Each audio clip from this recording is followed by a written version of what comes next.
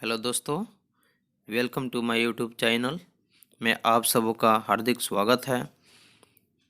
आज मैं सभी आगामी परीक्षा जैसे NTPC, group D, BPSC, Bihar SSC mains इत्यादि सभी परीक्षाओं को ध्यान में रखते हुए आज कुछ ऐसे प्रश्न के बारे में बताने जा रहा हूं जो कि सभी प्रतियोगी परीक्षाओं के लिए काफ़ी महत्वपूर्ण है। अगर आप मेरे चैनल पर नए हैं तो सब्सक्राइब कर लें और बेल आइकन दबा दें ताकि सभी नोटिफिकेशन आपको मिलता रहे। तो चलिए, आज का पहला प्रश्न है, विश्व के सबसे ऊंचे पर्वतों का निर्माण किस हलचल के दौरान हुआ है? तो विश्व के सबसे ऊंचे पर्वतों का निर्माण किस हलचल के दौरान हुआ है? इसका सही आंसर है अल्पाइन हलचल के दौरान। तो अल्पाइन हलचल के दौरान विश्व के सबसे ऊंचे पर्वत का निर्माण हुआ है। अगला प्रश्न है, कौन सा पर्वत महाद्वीपीय जल विभाजक के रूप में जाना जाता है? तो इसका सही आंसर है रॉकी। तो रॉकी जो एक पर्वत महाद्वीपीय है जो जल विभाजक के रूप में जाना जाता है। अगला प्रश्न है, बनी ठनी किस चित्र शैली से संबंधित थी? तो बनी ठनी किस चित्र शैली से संबंधित थी? तो इसका सही आंसर है किशनगढ़ शैली से। किशनगढ़ शैली से बनी ठनी चित्र शैली संबंधित थी। अगला प्रश्न है, अवलव नसानी अवन नसयो पद तुलसीदास की किस कृति में मिलती है? तो इसका सही आंसर है विनय पत्रिका। तो विनय पत्रिका जो कि तुलसीदास द्वारा रचित रचना है उसमें अवलव नसानी अवन नसयो पद को स्वीकृति मिलती है। अगला प्रश्न है, हीराकुंड परियोजना से कौन सा राज्य लाभान्वित है? इसका सही आंसर है उड़ीसा, क्योंकि हीराकुंड जो परियोजना है वह उड़ीसा में स्थित है और यह परियोजना से उड़ीसा राज्य काफ़ी लाभान्वित होता है और वहाँ के लोगों को फसल या अन्य प्रकार की सुविधाओं जैसे पानी की कमी को पूरा करने में उड़ीसा का जो हीराकुंड बांध परियोजना है वह काफ़ी सहायक सिद्ध होता है। अगला प्रश्न है, हिंदू मान्यताओं के अनुसार सीता अपहरण से पहले लक्ष्मण ने एक रेखा खींची थी, उस रेखा का नाम बताइए। तो हिंदू मान्यताओं के अनुसार सीता माता का जब अपहरण हुआ था तो उसके पहले लक्ष्मण ने जो रेखा खींची थी उस रेखा का क्या नाम था? इसका सही आंसर है लक्ष्मण रेखा। जब सीता जंगल में गई थी, जब भगवान राम का वनवास हुआ था तो उस समय लक्ष्मण भी साथ गए थे और जब राम कुटिया में नहीं थे तब लक्ष्मण रेखा खींच करके सीता अपहरण से सुरक्षा करने के लिए लक्ष्मण ने अपनी लक्ष्मण रेखा को खींचा था। अगला प्रश्न है, हिंदुस्तान तलवार के जोर पर जीता गया था, यह कथन किसका है? तो इसका सही आंसर है लॉर्ड एल्गिन द्वितीय। लॉर्ड एल्गिन द्वितीय के द्वारा कहा गया है कि हिंदुस्तान तलवार के जोर पर जीता गया था, न कि बंदूक और बम के द्वारा। अगला प्रश्न है, हिंदू कथाओं के अनुसार किसकी वजह से गणेश जी का एक दांत टूट गया था? इसका सही आंसर है परशुराम।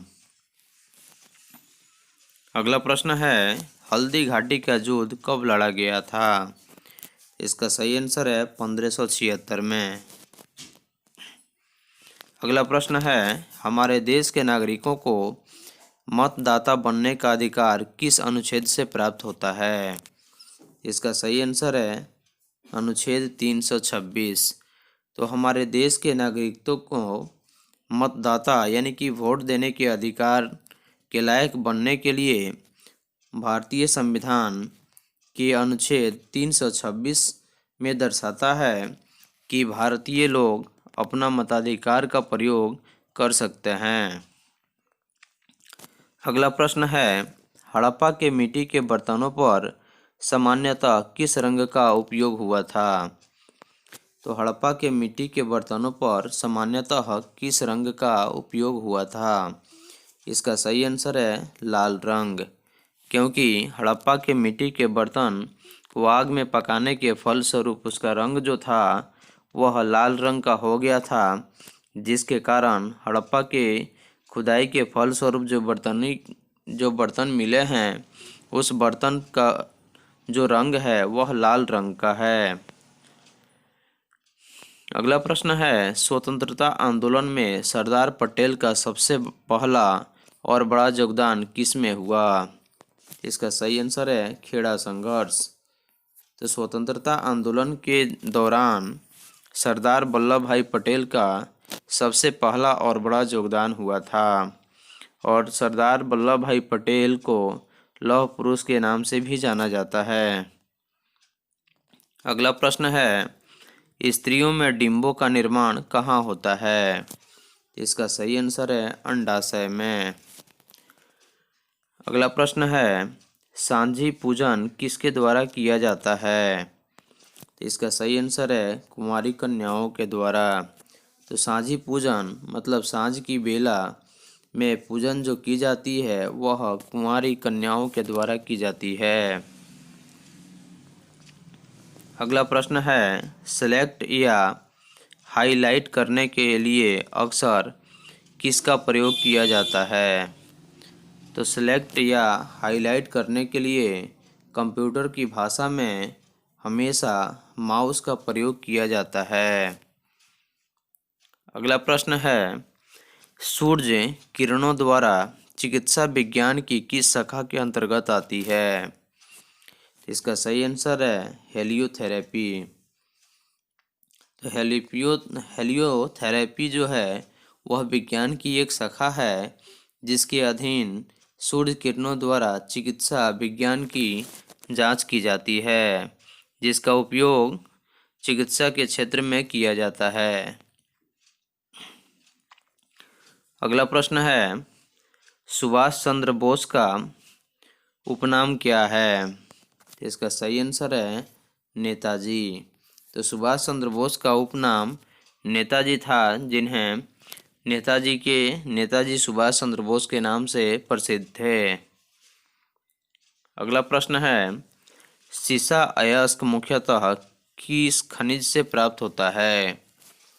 सीसा खनिज मुख्यतः किस खनिज से प्राप्त होता है? इसका सही आंसर है गैलेना। अगला प्रश्न है, सिख धर्म का धर्म ग्रंथ क्या है? इसका सही आंसर है गुरु ग्रंथ साहिब। तो सिख धर्म का जो धर्म ग्रंथ है वह गुरु ग्रंथ साहिब है। अगला प्रश्न है, सार्क कब स्थापित किया गया था? इसका सही आंसर है 1985 में। तो सार्क का स्थापना दिवस 1985 में हुआ था। अगला प्रश्न है, सामाजिक गतिशीलता को समकक्ष एवं उदग्र में विभाजित करने वाले विद्वान कौन थे? तो इसका सही आंसर है सोरोकिन। तो सामाजिक गतिशीलता को समकक्ष एवं उदग्र में विभाजित करने वाले विद्वान का नाम सोरोकिन था। अगला प्रश्न है, सांगपो नदी किस राज्य से होकर भारत में प्रवेश करती है? तो सांगपो नदी भारत में अरुणाचल प्रदेश राज्य से होकर प्रवेश करती है। अगला प्रश्न है, सर्वाधिक महिला साक्षरता दर वाला राज्य कौन सा है? इसका सही आंसर है केरल। भारत के केरल राज्य में सबसे अधिक महिला साक्षरता दर की संख्या अधिक है, इसलिए साक्षरों की श्रेणी में सबसे अधिक भारतीय राज्य में केरल का स्थान दिया गया है। अगला प्रश्न है, सरौता किस श्रेणी का उत्तलक है? तो इसका सही आंसर है द्वितीय श्रेणी का उत्तलक। अगला प्रश्न है, समुद्रों में बिछाई जाने वाली बारूदी सुरंगें क्या कहलाती है? इसका सही आंसर है मैग्नेटिक माइंस। तो समुद्रों में बिछाई जाने वाली बारूदी सुरंगों को मैग्नेटिक माइंस कहा जाता है। अगला प्रश्न है, समस्त रेडियो एक्टिव पदार्थ क्षय होने के पश्चात किसमें अंतिम रूप में से बदल जाते हैं? इसका सही आंसर है सीसा में।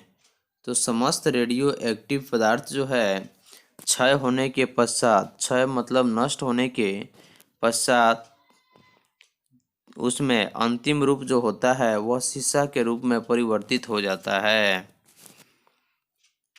अगला प्रश्न है, सबसे बड़ा एंजियोस्पर्म कौन सा पौधा है? तो इसका सही आंसर है यूकेलिप्टस। तो यूकेलिप्टस जो है वह सबसे बड़ा एंजियोस्पर्म पौधा है। अगला प्रश्न है, सफ़ेद रण किस राज्य में स्थित है? इसका सही आंसर है गुजरात। तो भारत के गुजरात राज्य में सफ़ेद रण स्थित है, जहां गुजरात की राजधानी गांधीनगर है। अगला प्रश्न है, आइन ए अकबरी की रचना किसने की? इसका सही आंसर है अबुल फजल। तो आइन ए अकबरी की रचना अबुल फजल के द्वारा हुई है। अगला प्रश्न है, अखिल भारतीय अस्पृश्यता संघ की स्थापना किसने की थी? अखिल भारतीय अस्पृश्यता संघ की स्थापना महात्मा गांधी ने की थी। महात्मा गांधी देश के राष्ट्रपिता थे और प्यार से इन्हें बापू कहकर पुकारा गया, और इनका जन्म 1869 को पोरबंदर गुजरात में हुआ था, और इन्होंने अपने देश को आज़ादी कराने के लिए अपने को बहुत अधिक संघर्ष किए। अगला प्रश्न है, प्रत्येक वस्तु प्रतीक्षा कर सकती है परंतु कृषि नहीं, यह किसकी उक्ति है? तो प्रत्येक वस्तु प्रतीक्षा मतलब इंतजार कर सकती है परंतु कृषि नहीं कर सकती है, यह किसकी उक्ति है? इसका सही आंसर है पंडित जवाहरलाल नेहरू। तो पंडित जवाहरलाल नेहरू जो कि स्वतंत्र भारत के प्रथम प्रधानमंत्री थे, और उनके पिता का नाम पंडित मोतीलाल नेहरू था। अगला प्रश्न है, सत्यनारायण व्रत में किस भगवान को सत्यनारायण के रूप में जाना जाता है? इसका सही आंसर है विष्णु। तो सत्यनारायण व्रत में भगवान विष्णु को सत्यनारायण के रूप में जाना जाता है। अगला प्रश्न है, भारत के दौरे पर आने वाला पहला अमेरिकी राष्ट्रपति कौन था? इसका सही आंसर है डी आइजनहावर। तो भारत के पहले दौरे पर आने वाला अमेरिकी राष्ट्रपति जो था वह डी आइजनहावर था, जिन्होंने भारत में पहले आया था। अगला प्रश्न है, वेग कैसी राशि है? इसका सही आंसर है सदिश राशि। तो वेग जो है वह सदिश राशि है। अगला प्रश्न है, कौन सा विषय अर्थशास्त्र में वर्णित है? इसका सही आंसर है राजनीति। अगला प्रश्न है, बिहू किस राज्य का मुख्य पर्व है? इसका सही आंसर है असम। तो बिहू जो है वह असम राज्य का प्रमुख पर्व है। अगला प्रश्न है, गिरा अनयन नयन बिनु बानी किस कवि की युक्ति है? तो गिरा अनयन नयन बिनु बानी, यह युक्ति तुलसीदास की है, जिन्होंने रामचरितमानस की रचना की है। अगला प्रश्न है, हुमायूं प्रथम बार दिल्ली पर कब आक्रमण किया और वह दिल्ली की गद्दी पर कब बैठा? इसका सही आंसर है 29 दिसंबर 1530 को। तो दिल्ली की गद्दी पर हुमायूं ने प्रथम बार 29 दिसंबर 1530 ईस्वी को बैठा। अगला प्रश्न है, हिंदू मान्यताओं के अनुसार कौन सा त्यौहार भगवान कृष्ण के जन्मोत्सव के रूप में मनाया जाता है? तो इसका सही आंसर है जन्माष्टमी। तो हिंदू मान्यताओं के अनुसार जन्माष्टमी भगवान कृष्ण के जन्मोत्सव यानी कि जन्मदिन के शुभ अवसर पर काफ़ी धूमधाम से मनाया जाता है। अगला प्रश्न है, हिंदुस्तान समाचार की स्थापना कब हुई थी? इसका सही आंसर है सन 1948 में। तो हिंदुस्तान समाचार की स्थापना सन 1948 में हुई, जबकि हमारा देश 15 अगस्त 1947 को आज़ाद हुआ और 15 अगस्त 1947 के पहले 14 अगस्त 1947 को हमारा देश दो भागों में विभाजित हो गया और हिंदुस्तान समाचार की स्थापना सन 1948 में हुई। अगला प्रश्न है, हिंदू कथाओं के अनुसार किसके वरदान से कुबेर यक्षों के राजा बने? इसका सही आंसर है शिव। अगला प्रश्न है, हल्दी घाटी युद्ध के पीछे अकबर का मुख्य उद्देश्य क्या था? तो इसका सही आंसर है राणा प्रताप को अपने अधीन लाना। तो हल्दी घाटी युद्ध के पीछे अकबर का जो मुख्य उद्देश्य था वह राणा प्रताप को अपने अधीन लाना, मतलब अपने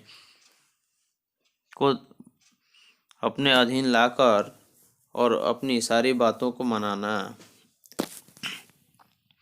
अगला प्रश्न है, हमारे देश में भुगतान हेतु चेक उसके जारी करने की तारीख से कितने महीने के लिए वैध रहता है? तो हमारे देश में भुगतान हेतु चेक उसकी जारी करने की तारीख से कितने महीने के लिए वैध रहता है?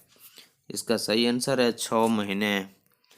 तो हमारे देश में भुगतान हेतु चेक के जारी करने की तारीख से 6 महीने के लिए वैध रहता है।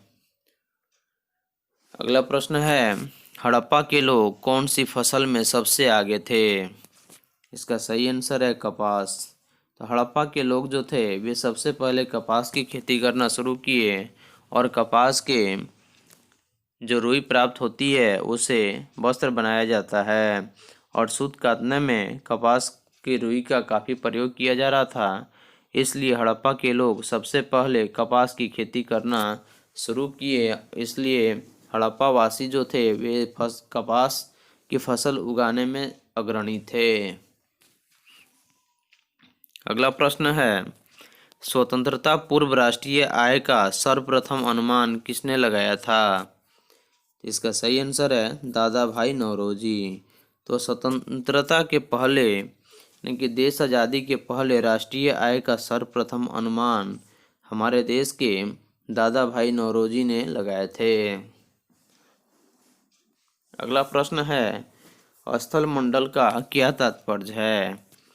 तो इसका सही आंसर है पृथ्वी की बाहरी परपति।